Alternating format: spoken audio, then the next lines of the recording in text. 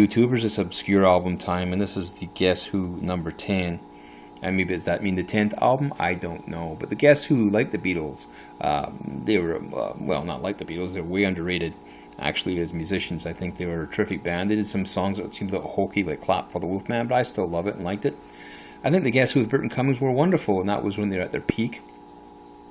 As BTO, it was a different thing altogether. Randy Bachman with BTO, Bachman turned Overdrive, and a lot of people prefer them better to Burton Cummings singing, but I love Burton Cummings singing, and I don't like him as much as a solo artist at all. I do like him with the Guess Who as a band, and they had a lot of great music, but this is kind of obscure one that people don't really listen to, or I haven't heard many people talk about. I don't know, it might have had a hit on it or not, I'm not sure, you can look it up on the internet, but the Guess Who number 10 had a great song. The first song I loved on the album. The second song, one called Music CNA, was a great jammer. It was just a great piece, and it always kind of had a bit of a groove, something about it that I liked.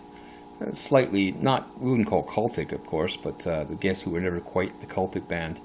They weren't quite the big sellers either, necessarily, but this is my recommendation for Obscure album time. And there's a lot of albums out there that are popular by people, but this one is not really being talked about at all. If you get a chance, give it a listen. I think it's well worth the listen.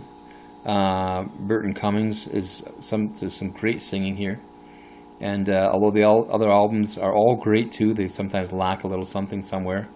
But this album has a great feel, great rock, great piano playing by Burton Cummings, and great sound.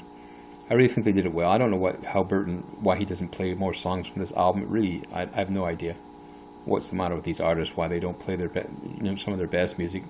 They might not consider it their best music. They might consider it a good album, but not their best. This is my recommendation, the Guess Who 10.